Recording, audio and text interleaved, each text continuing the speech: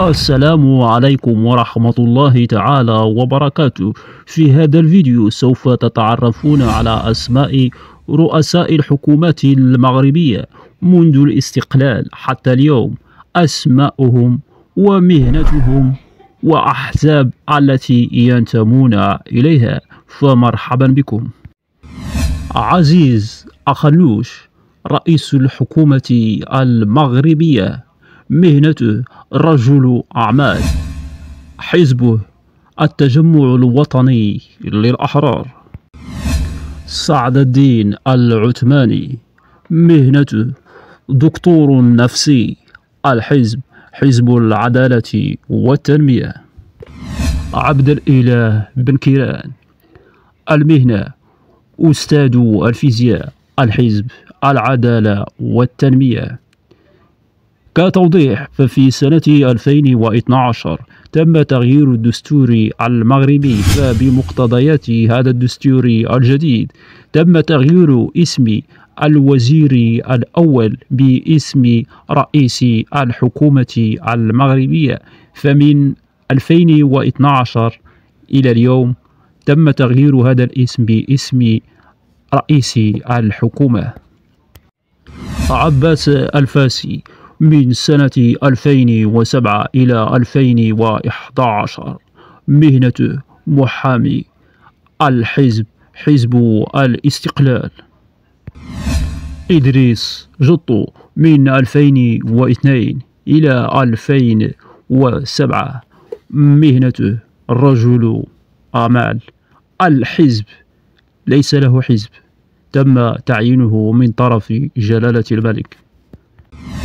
عبد الرحمن اليوسفي، من سنة 1998 إلى 2002 مهنته محامي، الحزب اتحاد الاشتراكي للقوات الشعبية. عبد اللطيف الفيلالي، من سنة 1994 إلى غاية 1998 مهنته رجل أعمال، الحزب مستقل، تم تعيينه من طرف جلالة الملك الحسن الثاني رحمة الله عليه. محمد كريم العمراني، من سنة 1992 إلى غاية 1994 مهنته رجل أعمال، الحزب مستقل، تم تعيينه من طرف الحسن الثاني رحمة الله عليه.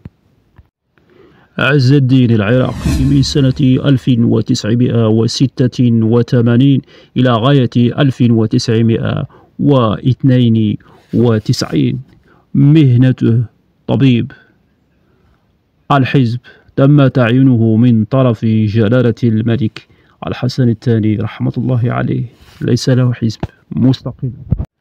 محمد كريم العمراني، من سنة 1983 إلى غاية 1985.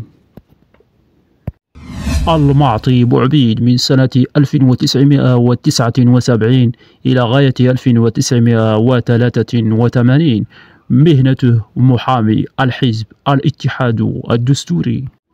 محمد عثمان، من 1972 إلى 1979.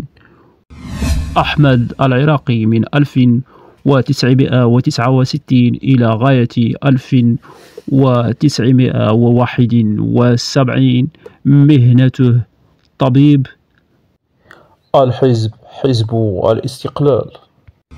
محمد بن هيمة، الحزب جبهة الدفاع عن المؤسسات الدستورية، من 1967 إلى غاية 1969 مهنته طبيب.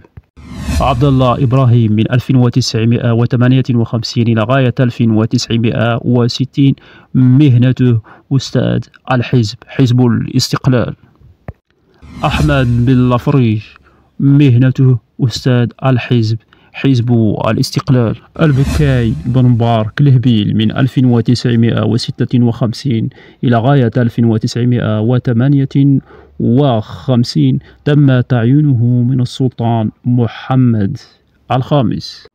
المرجو دعم هذا العمل بلايك واشتراك في القناة. شكرا لكم وإلى اللقاء.